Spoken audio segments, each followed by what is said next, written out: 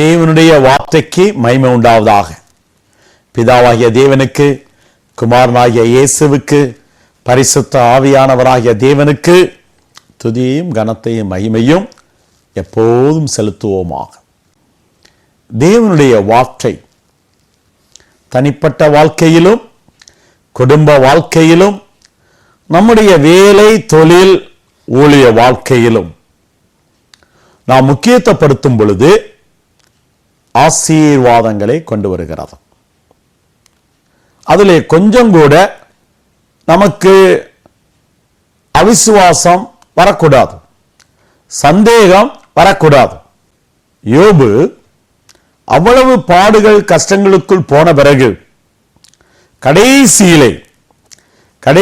அதிகாரம் 2வது வசனத்தில் என்ன சொல்லுகின்றார்? அவர் செய்ய நினைத்தது ஒன்றும் தடைப்படாது என்று அறிந்திருக்கிறேன். அந்த அறிவு யோபுவிடத்திலே இருந்திருக்கிறது. என்ன அறிவு? அவர் செய்ய நினைத்தது எதுவுமே தடைப்படாது. அந்த அளவுக்கு ஆண்டவருடைய எண்ணங்களுக்கு கூட பவர், வல்லமை இருக்கிறதை நாம் விசுவாசிக்க வேண்டும். தேவன் ஒன்றை நினைத்து விட்டார் என்றால் அதை தடுப்பவன் யார்? ஒருவராலும் முடியாது. உலகத்தாலும் முடியாது, பிசாசினாலும் முடியாது, அரசாங்கங்களினாலே முடியாது, அதிகாரங்களினாலே முடியாது. அவர் செய்ய நினைத்ததை, காரணம் அந்த நினைவுகள் தான் வார்த்தைகளாக வெளியே வந்திருக்கின்றன. இருதயத்தின் நிறைவினால் வாய் பேசும் அல்லவா? அந்த இருதயத்தின் எண்ணங்கள் தான் தேவனுடைய வார்த்தைகளாக வந்திருக்கிறது. இந்த ரகசியத்தை நாம் விளங்கிக் கொள்ள வேண்டும். வார்த்தை என்பது என்ன? அந்த வார்த்தை ஆதியிலே தேவனிடத்தில் இருந்தது, தேவனாய் இருந்தது என்று யோவான் 1:1 சொல்லுகிறோமே, அது என்ன? அந்த வார்த்தை தேவனிடத்திலே எப்படி இருந்தது என்று நீங்கள் நினைக்கிறீர்கள்? நான் பேசுகின்றேன், நீங்கள் கவனிக்கிறீர்கள். வார்த்தையானது என்னுடைய கைகளில் இருந்தா, கால்களில் இருந்தா வருகிறது, காதுகளில் இருந்தா, கண்களில் இருந்தா வருகிறது, என் வாயிலிருந்து தான வார்த்தை வருகிறது. அப்ப இந்த வார்த்தை, வெளிப்பட்டதான தேவ வார்த்தை ஆதியிலே தேவனிடத்திலே அவருடைய வாயின் மூலமாக வெளிப்பட்டிருக்கிறது. வாயிலே வந்து வெளிப்பட்டதான தேவ வார்த்தை அந்த வாய்க்கு வருவதற்கு முன்பதாக எங்கே இருந்தது? அவருடைய இருதயத்தில் இருந்திருக்க வேண்டும் அல்லவா? இருதயத்தை நிறைவுதானே வாய் பேசி இருக்க வேண்டும். இருதயத்திலே அது வார்த்தையாக இருந்திருக்க முடியாது. அது சிந்தனையாக, நினைவாக, எண்ணமாக இருந்திருக்க வேண்டும் அல்லவா? அந்த எண்ணம் எது? அதுதான் சித்தம். சித்தம் என்பது என்ன? அதுதான் தேவனுடைய ஆத்துமா. அப்படியானால் தேவனுடைய ஆத்துமாதான் தேவனுடைய மனதாக மாறி இருக்கிறது. தேவனுடைய மனதுதான் தேவனுடைய இருதயமாக இருக்கிறது. தேவனுடைய இருதயம்தான் தேவனுடைய எண்ணமாக இருக்கிறது. தேவனுடைய எண்ணம் தான் தேவனுடைய யோசனையாக இருக்கிறது. தேவனுடைய யோசனை தான் தேவனுடைய தீர்மானமாக இருக்கிறது. தேவனுடைய தீர்மானம் தான் தேவனுடைய வார்த்தையாக வெளிப்படுத்தப்பட்டிருக்கிறது. இந்த வார்த்தையை நானும் நீங்களும் எவ்வளவாய் நேசிக்க வேண்டும். இந்த வார்த்தையை நமக்குள் கொண்டு வருவதற்கு ஊழியங்கள், சபைகள், ஊழியக்காரர்கள் எவ்வளவு முயற்சிகளை எடுக்க வேண்டும். தவறாக எடுத்துக்கொள்ள வேண்டாம். சிந்தனைக்காக ஞாயிற்றுக்கிழமை ஆராதனை என்றால் அவ்வளவு பேர் ஆராதனைக்கு போகிறார்களே, அதே சர்ச்சில், சபையில் ஒரு பைபிள் ஸ்டடி என்று சொன்னால் எத்தனை பேர் போகிறார்கள்? ஒரு சபையில் ஆராதனையில் 100 பேர்கள் போகிறான்னு வைத்துக் கொள்வோம். சண்டே சர்வீஸ்ல அதே சபையில் பைபிள் ஸ்டடிக்கு வென்ஸ்டே தர்ஸ்டேக்கு எத்தனை பேர் வருகிறார்கள்? 10 பேர் கூட இல்லையே. இது எல்லாருக்கும் தெரிந்த உண்மைதானே. அதை கண்டிக்க முடிகிறதா? அதை தட்டி கேட்க முடிகிறதா? அது தவறு என்று போதிக்க முடிகிறதா? அல்ல, யோசிக்க வேண்டும். அப்ப வேத ஆராய்ச்சி, வேத தியானம் என்றால் எல்லாருமே இழப்பமாகவும் அற்பமாகவும் எடுத்துக்கொள்ளுகிறார்கள். ஆகவேதான் வேதத்தின் மகிமை விளங்கவில்லை, வேதத்தின் மகத்துவம் விளங்கவில்லை, வேதத்தின் கம்பீரம் புரியவில்லை. ஆகவேதான் இந்த நிகழ்ச்சியானது சத்தியம் பல்கலைக்கழகத்தின் சார்பாக ஒரு வார்த்தை சொல்லும் என்று உங்களிடத்திலே கடந்து வந்திருக்கிறது. தெய்வத்தினுடைய ஒவ்வொரு வார்த்தைக்கும் அதிகாரம் உண்டு, வல்லமை உண்டு, சக்தி உண்டு என நாம் விசுவாசிக்க வேண்டும். நம்முடைய வாழ்க்கையின் ஒவ்வொரு பிரச்சனைக்கும் வார்த்தைக்குள்ளாய் போய் தீர்வுகளை காண நாம் பழகிக்கொள்ள வேண்டும். நம்முடைய சரீர பலவீனங்களுக்கும் வியாதிகளுக்கும் வார்த்தையை மருந்தாக உபயோகப்படுத்த பயிற்சி பல வருடங்கள் ஆனாலும் பரவாயில்லை, பயிற்சியை எடுக்க அட்லீஸ்ட் முயற்சிக்க வேண்டும். எடுத்த உடனடியாக ஹீலிங், டெலிவரன்ஸ் இம்மீடியட்டாக வராவிட்டாலோ வார்த்தையிலே அந்த வல்லமை இருக்கிறது என்பதை நாம் விசுவாசித்து விசுவாசித்து விசுவாசித்து வருடங்கள் பல ஆனாலும் அனுபவத்திலே கொண்டு வர முயற்சிக்க வேண்டும். பிரியமானவர்களே, அடிக்கடியாக நாம் தேவ சித்தத்தை பேசுகிறோமே, தேவ சித்தத்தின்படி வாழ வேண்டும், தேவ சித்தத்தின்படி ஊழியம் செய்ய வேண்டும் என்றெல்லாம் சொல்லுகிறோமே. தேவ சித்தம் என்றால் என்ன? நாம் ஒவ்வொருவரையும் குறித்ததான தேவ திட்டம் என்றால் என்ன? யோசிக்க வேண்டும். பரலோகங்களிலே, பரலோக அரசாங்கத்திலே அசம்பிளி, செனட் என்று சொல்லப்பட்டிருக்கிறது. அங்கு தேவ சபையிலே, தேவ சங்கத்திலே, பரலோகத்திலே தேவ திட்டமானது விவரிக்கப்பட்டு அங்கு ஆலோசிக்கப்பட்டு பின்னதாக தீர்மானம் எடுக்கப்பட்டு அதுதான் பூமியிலே தேவ திட்டமாக கொண்டு வரப்படுகின்றது. இதை நாம் விசுவாசிக்க வேண்டும். மரணத்திற்கு போவதற்கு முன்பதாக இயேசு கிறிஸ்து சொல்லுகிறார், தீர்மானிக்கப்பட்டபடியே மனுஷகுமாரன் போகிறார். எங்கே தீர்மானிக்கப்பட்டது? மோசே தீர்மானித்தாரா? பவுல் தீர்மானித்தாரா? அல்லது தாவீது தீர்மானித்தாரா? இயேசுவின் மரணத்தை குறித்து பரலோகத்திலே தேவ சங்கத்திலே தேவ திட்டத்தின்படி தீர்மானம் எடுக்கப்பட்டிருக்கிறது. அது நிறைவேறுகிறது.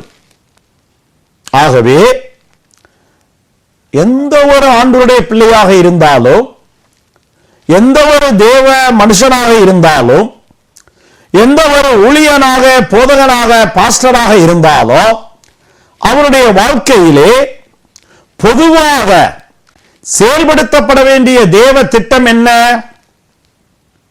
தேவ தீர்மானம் என்ன? அதை குறித்து வேதம் என்ன சொல்லுகிறது? இந்த ரகசியத்தை இப்போது ஆராயப் போகின்றோம். ரோமருக்கு எழுதினதான நிருபம் 8வது அதிகாரம் 28, 29, 30 வசனங்களை முடிந்தால் அனுதினமும் தியானித்து பார்ப்பது நல்லது. ஏனென்றால் நம்முடைய வாழ்க்கையின் முழு திட்டமுமே அங்கே எழுதப்பட்டிருக்கிறது. எப்படி? அன்றியோ அவருடைய தீர்மானத்தின்படி அழைக்கப்பட்டவர்களாய், 1, தேவனிடத்திலே அன்பு கூறுகிறவர்களுக்கு, 2, சகலமும் நன்மைக்கேதுவாக நடக்கும், 3, தேவனுடைய தீர்மானம் என்ன என்று வார்த்தையை ஆராய்ந்து அறிந்து கொள்ளாவிட்டால் அதன்படி நடக்க இயலாதே, அதன்படி தேவனிடத்திலே அன்பு வர இயலாதே. அப்படி அன்பு வரும் பொழுது, தீர்மானத்தின்படி நடக்கும் பொழுது சகலத்தையும் நன்மையாக நம்முடைய தெய்வம் மாற்றுவார் என்று எழுதப்பட்டிருக்கிறது. அடுத்த வசனம், அவர் நம்மை முன்னறிந்ததாகவும், இரண்டாவதாக முன்குறித்ததாகவும், மூன்றாவதாக அழைத்ததாகவும், நான்காவதாக நீதிமானாக்கினதாகவும், ஐந்தாவதாக மகிமைப்படுத்துவதாகவும் அங்கு சொல்லப்பட்டிருக்கிறது. என்ன அழகழகான படிப்படியான வாழ்க்கையின் திட்டத்தை தேவன் எழுதி வைத்திருக்கிறார். ஒன்று, நாம் ஒவ்வொருவருமே தேவனால் முன்னறியப்பட்டவர்கள் என்பதை விசுவாசித்து நடக்க வேண்டும். இரண்டாவது, நம்மை ஏற்ற வேளையிலே தேவன் முன்குறித்தார் என்பதையும் விசுவாசிக்க வேண்டும். மூன்றாவதாக, நம்முடைய வாழ்க்கையிலே வெவ்வேறு காலகட்டங்களிலே தேவன் நம்மை அழைத்திருக்கிறார் என்பதை உணர்ந்து கொள்ள வேண்டும். அடுத்தபடியாக, தேவன் நம்மை தெரிந்து கொள்ளுகிறதான காரியமும் அந்த தெரிந்து கொண்ட காரியத்திலே நாம் உண்மையா இருக்க வேண்டும் என்பதையும் வேதாகமத்திலே மற்ற பகுதிகளிலே எழுதப்பட்டிருக்கிறது. 1 பேதுருவிலே 1வது அதிகாரத்திலே அங்கு அழைப்பையும் தெரிந்து கொள்ளுதலையும் உறுதியாக்கும்படி ஜாக்கிரதையாயிருங்கள் என்று இருக்கிறது. அப்ப ரோமர் 8 அழைப்பு வருகிறது. அதற்கடுத்தபடியாக தெரிந்து கொள்ளுதல் அங்கு பேதுருவினால் எழுதப்பட்ட நிருபத்தில் இருக்கிறது. வெளிப்படுத்தல் 14:17 அந்த தெரிந்து கொள்ளப்பட்ட பிறகு உண்மையா இருக்க வேண்டும் என்று எழுதப்பட்டிருக்கிறது. முடிவிலே தேவன் நம்மை மகிமைப்படுத்துவார் என்று எழுதியிருக்கிறது. கொஞ்சம் சற்றே கூர்மையாய் கவனித்து நிதானிப்பீர்கள் என்றால் அங்கு 7 விதமான படிகளை நாம் பார்க்கின்றோம். ஒன்று, உலக தோற்றத்திற்கு முன்னதாக தேவன் நம்மை முன்னறிந்திருக்கிறார். சிந்திக்க வேண்டும். இந்த உலகத்தில் நம்ம பிறந்து வளர்ந்து ஒருவேளை 20, 30, 40, 50, 60, 70, 80, 90 வயதானாலும் நம்ம பிறக்கிறதுக்கு முன்னதாக, இந்த உலகம் எல்லாம் உண்டாகிறதுக்கு முன்னதாக,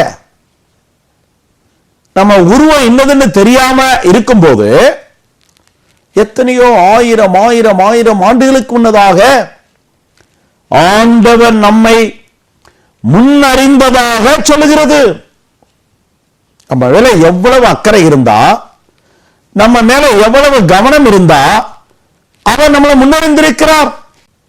அப்படி முன்னறிந்த தெய்வம் நம்முடைய தாயின் கற்பத்தில் நம்ம கருவாக உருவாக்கப்பட்டு வந்த போது முன்குறித்ததாக எரேமியா 1வது அதிகாரம் மற்ற இடங்களிலே சொல்லப்படுகிறது. தாயின் கற்பத்தில் நான் கருவாக இருந்தபோது என் கருவை உம்முடைய கண்கள் கண்டது என்று பக்தன் சொல்லுகிறானே, நாம் நம்ம கருவாக இருந்ததை நாம் காணவில்லையே, ஆனால் நம்முடைய கருவை ஆண்டவருடைய கண்கள் காண்டிருக்கிறதே. தாயின் கற்பத்திலே நம்மை முன்குறித்திருக்கிறாரே. நம்மளை குறித்து எவ்வளவு அதிகமாக அவர் திட்டமிட்டு காரியங்களை செய்கிறார் பாருங்கள். அப்படிப்பட்ட தேவனை குறை சொல்லலாமா?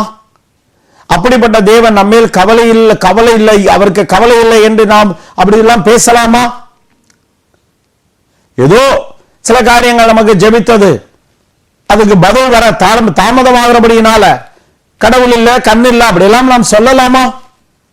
நம் தேவன் ஜீவன் இல்லவர். வேதத்தை நேசிக்கிறவர்கள் அப்படி சொல்ல இயலாது, சொல்லக்கூடாது. தேவனுக்கு மகிமை உண்டாது. பின்னதாக நாம் பிறந்து வளர்ந்து ஒருவேளை வாலிப பிராயத்திலேயோ அல்லது குடும்ப வாழ்க்கையிலே ஈடுபட்ட பிறகோ ஒரு சிலருடைய வாழ்க்கையிலே வயோதிபனராக வாழப்படுறது கூட தேவனுடைய வார்த்தையின் தொடர் நடந்திருக்கிறது. சுவிசேஷம் சொல்லப்பட்டிருக்கிறது. தேவனுடைய சித்தம் விளக்கப்பட்டிருக்கிறது. அவர்கள் தேவனுடைய வார்த்தையினாலே தொடப்பட்டு ஆண்டவருடைய கிருபையினாலே அழைப்பை உணர்ந்திருக்கிறார்கள். அழைப்பு என்று சொன்னவுடனே பொதுவாக நாம் எல்லாருமே ஊழியத்தை தான் சம்மதப்படுத்துகிறோம். ஊழியத்துக்குத்தான் அழைப்பு இருக்க வேண்டும் என்று பெரும்பாலும் நாம் சொல்லுகிறோம். அது சரிதான். ஆனால் அது முற்றிலும் சரியல்ல. ஊழியம் சம்பந்தப்படாத வேறு எத்தனையோ விதமான அழைப்புகளை வேதாந்தத்திலே பார்க்கிறோம். வருத்தப்பட்டு பாரம் சுமக்கிறவர்களே, நீங்கள் எல்லாரும் என்னிடத்தில் வாருங்கள், நான் உங்களுக்கு இளைப்பாறுதல் தருவேன் என்று சொல்லும் பொழுது அங்கு அழைப்பு நமக்கு விளங்கவில்லையா? இளைப்பாறுதல் தருவதற்கு அழைத்திருக்கிறாரே. 1 பேதுரு 1வது அதிகாரத்தில் உங்களை அழைத்தவர் பரிசுத்தவராய் இருக்கிறது போல நீங்கள் உங்களுடைய காரியங்கள் எல்லாவற்றிலும் நீங்கள் பரிசுத்தராய் இருக்க வேண்டும் என்று சொல்லும் பொழுது அங்கு ஒரு பரிசுத்த அழைப்பை நம்மால் விளங்கிக் கொள்ள முடியவில்லையா? 1 தெசலோனிக்கேயரிலே 4வது அதிகாரத்திலே தேவன் உங்களை பரிசுத்தத்திற்கு அழைத்திருக்கிறார் என்று எழுதியிருக்கிறதே. அப்ப பரிசுத்தத்திற்கு அழைக்கிறதை விளங்கிக் கொள்ளவில்லையா? நித்திய மகிமைக்கு அழைத்ததாக 1 பேதுரு 5வது அதிகாரம் 10வது வசனம் சொல்லுகிறதே. அப்படியானால் வேதாகமத்திலே 21 விதமான அழைப்புகள் இருக்கிறது. இதை நாங்கள் சத்தியம் பல்கலைக்கழகத்திலே வேத ஆராய்ச்சியிலே தெளிவாக போதித்து ஒவ்வொருவருக்கும் அவருடைய அழைப்பு என்ன என்பதை நாங்கள் தெளிவுபடுத்தி உறுதிப்படுத்த உதவி செய்கிறோம். அதுதான் சத்தியம். அதுதான் சத்தியம் பல்கலைக்கழகம். இன்னைக்கு அழைப்பென்றாலே என்னவென்று தெரியாமல் எத்தனை லட்சக்கணக்கான மக்கள் இருக்கிறார்கள். அடுத்தபடியாக அழைப்பை புரிந்து கொண்டு நாம் ஆண்டவரிடத்தில் வரும்போது அவர் தம்முடைய இரத்தத்தினால கழுவி, தண்ணீர்னால கழுவி, ஆவியினால கழுவி, நம்மளை வசனத்தினால கழுவி, நம்மளை பரிசுத்தப்படுத்தி நம்மளை நீதிமான்களாக மாற்றுகிறார். முன்னறிந்தல் முதல் ஸ்டேஜ், முதல் நிலைமை. தாயின் கற்பத்தில் முன்குறித்தல் 2வது ஸ்டேஜ், 2வது நிலைமை. ஏற்ற வேளையில அழைத்தல் 3வது ஸ்டேஜ், 3வது நிலைமை. தம்முடைய இரத்தத்தினால கழுவி நம்மளை நீதிமான்களாக மாற்றுதல் 4வது படி, 4வது ஸ்டேஜ். 5வது 2 பேர்